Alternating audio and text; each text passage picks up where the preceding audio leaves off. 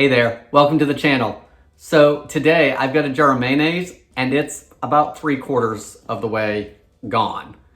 And it wasn't quite full when I started, but the reason there's not much left is because today I'm gonna show you 4 gluten-free recipes using mayonnaise. And the great thing about this video is those 4 recipes will give you an entire dinner. So you'll have an easy gluten-free dinner idea where you can make the whole dinner or you can make components of it. Maybe you're a Duke Mayo fan and I have Hellmann's. That's okay, swap the Hellmann's out for Duke's. I'm Jamie with SavorySaver. I share gluten-free recipes, tips, tricks, and resources to make your gluten-free lifestyle easier. So please consider hitting subscribe.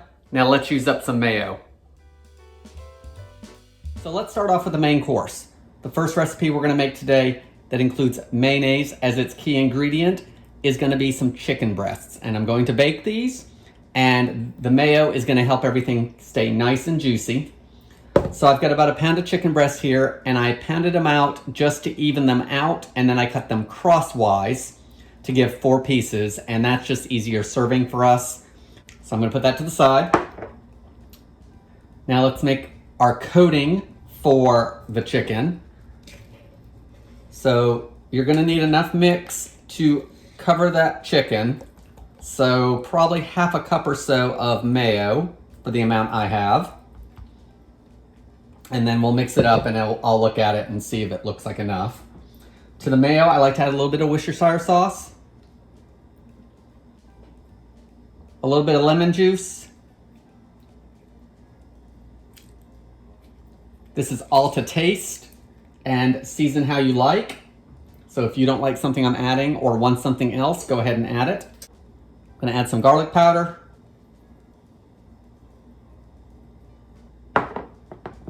Salt.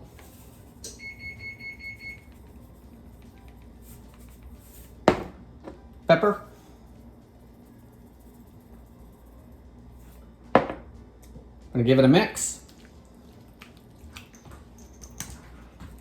You know what, while we're at it, let's add a little bit of onion powder. All right, I've got everything mixed up. So hopefully that's enough to coat the chicken breast. You only need a thin coat across the chicken breast.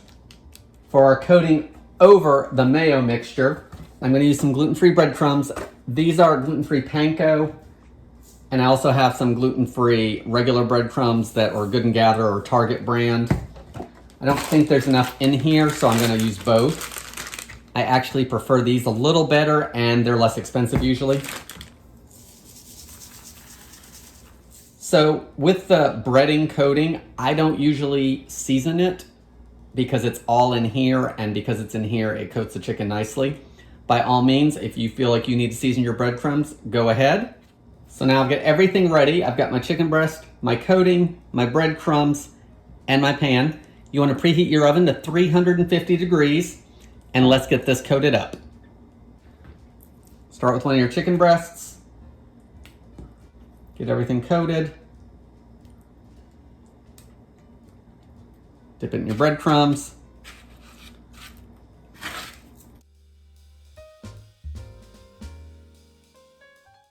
Over into your pan. And repeat the process. Okay, to bake these, you want to bake them for about 30 to 40 minutes at 350 degrees. I have never had these overcook or dry out on me. So if you cook them a little longer, they should be okay. So let's get them baked off. For our first side dish, we're gonna make an easy potato salad. This is Tara's recipe. It's pretty basic. She doesn't like a lot of stuff in her potato salad. So I've got about 2 pounds of russet potatoes. I'm gonna peel and chop them up and get them back here into a pot of water. I've got 3 eggs that I will hard boil with the potatoes. I'll let the potatoes cook for a few minutes, and then I will drop the eggs in there to finish cooking with the potatoes. Tara's not big on onion, but I do have a little bit of diced onion that I will add to my potato salad at the end, so I'll split it up while I'm making the dressing for it. So I'm gonna peel, chop these up, get them on to boil, and then we'll mix everything together.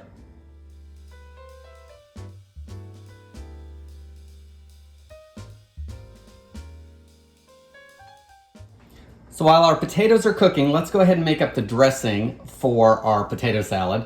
So of course, we're gonna start with mayo, and you just have to add it to taste. I really don't have an amount because it's gonna depend on how many potatoes you do and eggs. So we're gonna throw some in here, see what it looks like. I can adjust later, and I'm mixing it up before just to make sure everything mixes together well. After that, if you need to adjust a little bit, go ahead. So that's probably 3/4 of a cup to a cup of mayo. Again, I have a couple pounds of potatoes. We're gonna add a little bit of mustard.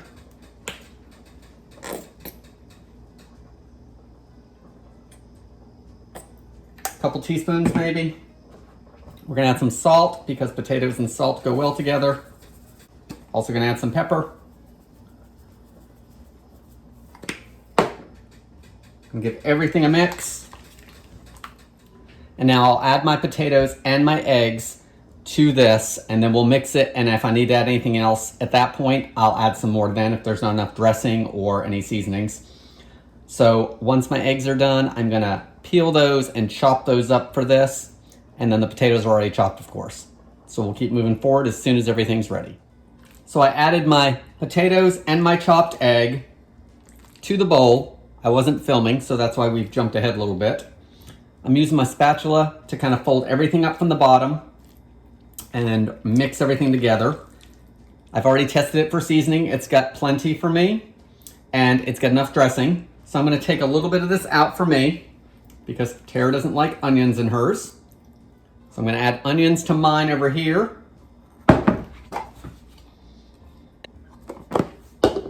Give mine another mix. So I've got mine all mixed up with the onions. I've got Tara's all mixed up. So I'm gonna get hers into a smaller bowl. I'm gonna chill everything down, and let's go to the next recipe. So for this side dish, we're gonna make an elote salad using canned corn. And you could also use frozen corn that's been thawed or fresh corn. I think both of those would also work fine. I'm also cutting the recipe down to about half of what it originally was because the recipe says it serves 12 and it's just Tara and I. So the first thing you wanna do is drain your corn, and I've got a paper towel lined plate, and I'm going to put the corn on there and dry it out because we're actually gonna cook this on the stove for a few minutes and make it golden brown, and we don't want it to be wet. All right, so I've drained our corn. I'm gonna spread it out on this plate. I'm gonna pat it dry, and then I'll put it off to the side and let it dry out a little bit more while I make the dressing for this salad. It does say you can serve it warm or at room temperature. We're probably gonna eat at room temperature because I'm making this in the afternoon for dinner tonight. All right, so for this recipe, we're gonna start with about 1/4 cup of feta cheese, or if you had cotija, which is a Mexican cheese that's very similar and would be more authentic, you can use that. And I'm gonna probably go a little heavy on some of this stuff because we like the flavors. We're gonna need about 1 tablespoon of sour cream.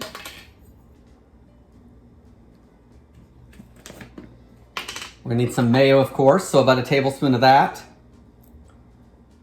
We're gonna need a little bit of freshness, so you're gonna want a couple tablespoons of either parsley or cilantro. I'm using parsley because Tara doesn't like cilantro. So I'm gonna use a couple tablespoons of that, and I'm going to use half of this lime. I'm gonna use half of the zest and half of the juice. So let's zest the lime right over the bowl. So that looks like I zested about half of it. Now let me juice half of it.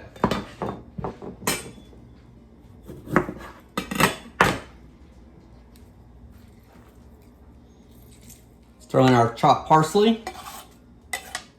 I'm gonna do a little bit of salt and pepper.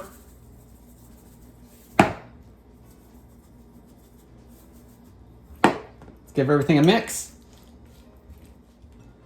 Everything's mixed together, so now let's move over to the stove and finish up the corn portion of this. So we're at the stove, and we're gonna brown our corn. So I'm gonna take about 1 tablespoon of oil and put it in my pan. I'm gonna turn my stove on to medium-high heat and let this heat up for just a minute. Once the oil's heated, we can add our corn. Get it in the pan, and then you want to put it into a single layer. So just flatten it out the best you can. Now it says to leave it for 5 minutes, and then we're gonna stir it for another 5 minutes or so after the initial 5 until it's golden brown. So we're about 2 minutes in and it's already turning golden. So I think what I'm gonna do is I'm not gonna go the 5 minutes. I'm gonna keep tossing it until everything looks like it's relatively golden in one single shade.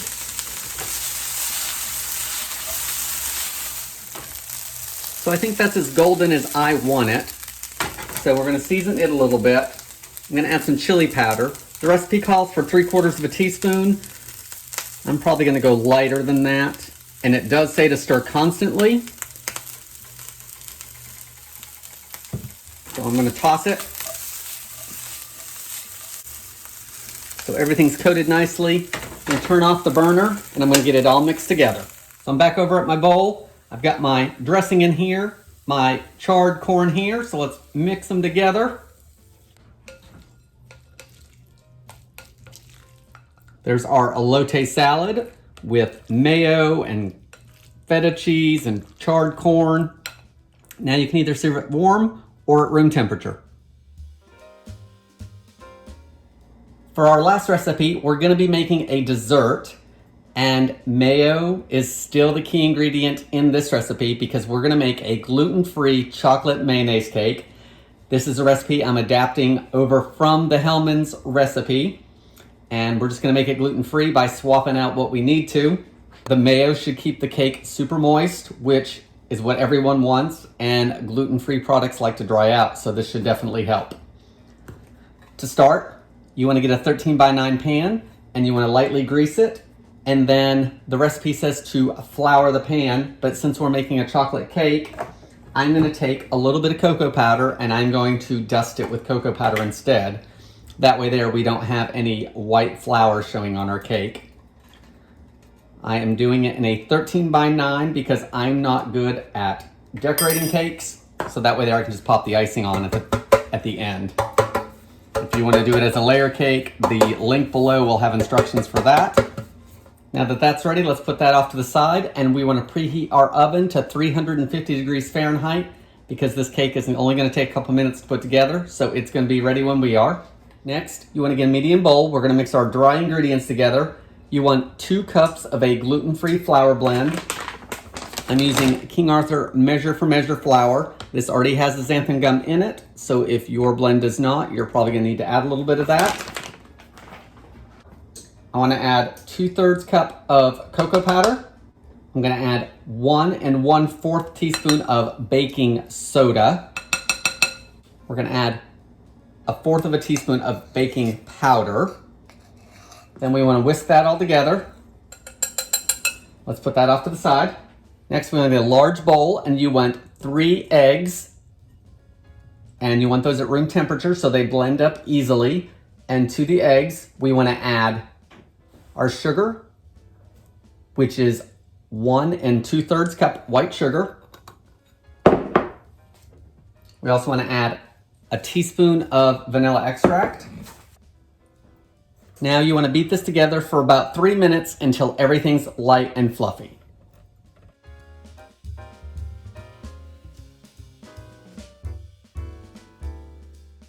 Once everything's light and fluffy, we're going to add our mayo.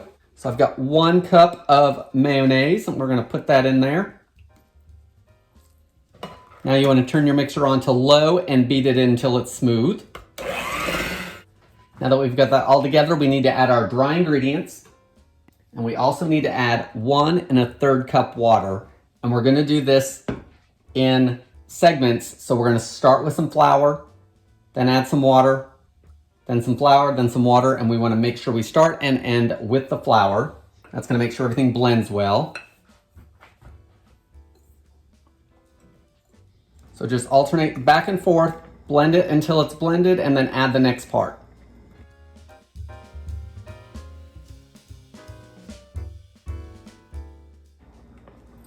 I think everything looks good. Got our cake pan back.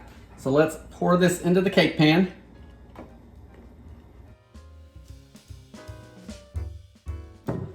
So here's our cake all in the pan ready to be baked. Now you want to transfer it to the oven. You want to bake it for about 40 minutes at 350 degrees Fahrenheit until a toothpick comes out clean. Once it comes out, you want to cool it and then we can frost it. So now that our gluten-free chocolate mayonnaise cake has cooled, we just need to frost it. And I have a little confession. Today, I'm just going to use some store-bought chocolate frosting. Originally, when I was looking up recipes for this video, the Duke Mayo website actually has a recipe for a chocolate frosting using mayo, and I was going to make it, but I don't like cold cake. And since the mayo isn't cooked into the recipe like it is the cake, it would have to be refrigerated. So I'm just gonna use the store-bought and take a shortcut with it. But I'll link below to that other recipe in case you wanna make the frosting with mayo as well. So let's pop the lid off and get it iced.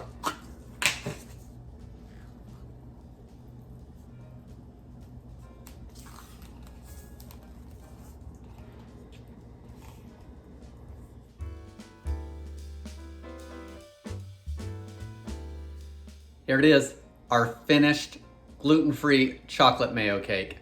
Hopefully you got some ideas on recipes you can make using mayo, and you got some ideas on some gluten-free dinner ideas, either with the entree, the dessert, or the two sides. Guys, thank you so much for watching. Please consider subscribing, and I hope to see you on the next video.